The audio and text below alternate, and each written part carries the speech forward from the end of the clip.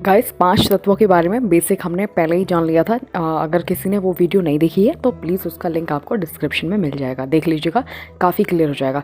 Hello everyone, मैं हूं Nikunj Tomar, welcome back to my YouTube channel. आज की वीडियो में जो बची हुई हमारी 2 बातें थी, 2 टॉपिक थे, उनके बारे में बात करेंगे। पहला ये था कि आदि योगी शिव ने 5 तत्वों के बारे में क्या रहस्य बताया था। दूसरा ये है कि कैसे हम 5 तत्व अग्नि, आकाश, वायु, मिट्टी, पानी पर महारत हासिल कर सकते हैं। आदि योगी शिव ने अपने शिष्यों को क्या बताया? उन्होंने कहा ब्रह्मांड में 4 तत्व ही ज़्यादातर पाए जाते हैं, या उनसे ही पूरे ब्रह्मांड में उसको हम ज़्यादा एक तरह से फील करते हैं, वो वाली बात। 5वां तत्व जो आकाश है उसको हम उतना ज़्यादा अनुभव में नहीं करते हैं, उतना ज़्यादा फील नहीं कर पाते हैं, इसलिए उन्होंने को 4 को कंसीडर किया था। अगर मैं आपको ये 4, उन्होंने कहा फिर अगर मैं आपको ये 4 चीज़ें दे दूँ तो आप एक यूनिवर्स बना सकते हैं। इन तत्वों पर महारत हासिल करने की का जो ज़रूरी विज्ञान है, तकनीक है, उसको अगर बताया जाए। और बता किसको रहे थे?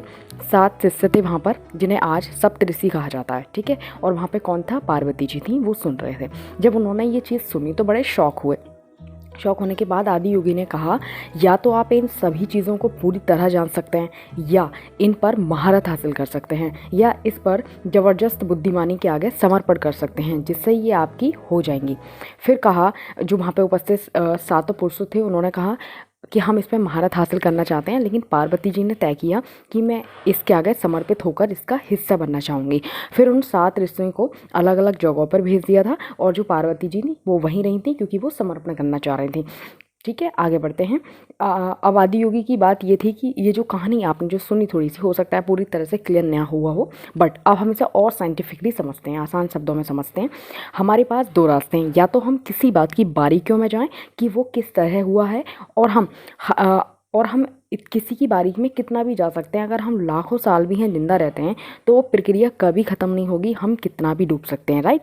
और दूसरा रास्ता, जिसने इसे बनाया है उस तक हम पहुंच जाएं और घुल मिल जाएं, जुड़ जाएं और उस चीज़ को समझ लें। अगर कोई बहुत सफल इंसान बनता है तो वो जाने अनजाने में इन तत्वों पर किसी ना किसी तरीके से महारत हासिल कर रहा होता है, या हो सकता है उसने इन तत्वों पर काम किया हो, या ऐसे भी समझ सकते हैं कि आपकी पकड़ किसी ना किसी बात पे, जैसे मान लो हम कोई काम कर रहे हैं, उस पर हमारी पकड़ ढीली है, तो आप सफल हो, मान लो हो गए आप सफल, लेकिन वो बाई चांस ही होगा ना। आगे बढ़ते हैं इंपॉर्टेंट टॉपिक की तरफ। वो था कि हम इन तत्वों पर कैसे महारत हासिल कर सकते हैं। एक बात हमेशा याद रखिए, ये 5 तत्व आपकी सीमाओं की परवाह नहीं करते हैं। यदि आप कहीं बैठे हों, कैसे भी हों, तो लगातार आपका लेन देन होता रहता है। जैसे एक उदाहरण के तौर पे, वायु आपके अंदर लगातार आ रही है, लगातार जा रही है, आपकी वो सीमाएं नहीं देख रही, कपड़ा नहीं देख रहा, कुछ भी नहीं देख रहा, वो हर चीज़ अंदर आ रही है, बाहर जा रही है, ठीक है। जिन तत्वों पर अगर हमें महारत हासिल करनी होती है तो ये कहा जाता है कि उनके सामने अपने आप को खुला छोड़ दो। इसीलिए आपने देखा होगा कि मैं आपको एक करके पद्धतियाँ गिनाती हूँ। आपने नागा पद्धति का नाम सुना होगा, ठीक है। नागा पद्धति में ये बहुत पुरानी आध्यात्मिक प्रक्रिया है, जिसमें नागा हुआ करते थे। जैन धर्म, जैन में भी आपने लोग देखे होंगे नग्न, बिना वस्त्रों के होते थे।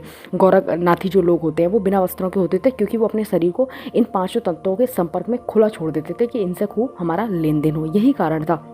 बट आज ये ऐसा करना मुश्किल है। नेक्स्ट है ढीले कपड़े पहनना। ढीले कपड़े वाला हम आराम से कर सकते हैं, बट उसमें थोड़ा सा ये है कि कोई ढीले कपड़े पहनेगा तो उसका फिगर अच्छा नहीं लगेगा, लेकिन तत्वों के स्तर पर हमारा लगातार उससे लेन देन होगा, और हम कुछ देर में ही अलग सा महसूस करेंगे कि बाकी में कुछ ऐसा चेंज हुआ है। नेक्स्ट है सांस पर ध्यान देना। सांस पर अगर आप ध्यान देंगे तो हमारा एक होता है कि हम कहीं बैठे हैं, बातें कर रहे हैं, खा रहे हैं, पी रहे हैं, हम सांस हमारी आई जा रही है, उसमें कोई बात ही नहीं है। लेकिन आप स्पेशली सिर्फ सांसों पे ही ध्यान देते हैं तो आपके अंदर बहुत चीज़ें बदलाव आएंगे। आप देखोगे कुछ दिन में ही कि हाँ, मेरी सांस यहाँ है, फिर अंदर जा रही है, फिर इस तरह से ध्यान देने वाली बात। नेक्स्ट है खाना पीना। जो भी हम खाते पीते हैं, ये भी हमारे 5 तत्वों का हिस्सा है। अगर इसके बारे में और कॉन्शियस हो जाए तो आप कुछ दिन में देखेंगे कि जो पानी भोजन आप करते थे वो भी आपके अंदर बहुत अलग तरह से व्यवहार कर रहा है, आपको बहुत खुशी दे रहा है। आप जो चीज़ें खा रहे हो वो डाइजेस्ट प्रॉपर हो रहा है, बीमारी ना बनकर आपको हेल्थ दे रहा है। ये सब चीज़ों के परिवर्तन धीरे धीरे आने लगते हैं। गाइस, उम्मीद है कि आपने समझ लिया होगा। अगर कोई डाउट है तो प्लीज़ कमेंट कीजिए। मिलते हैं अगले वीडियो में।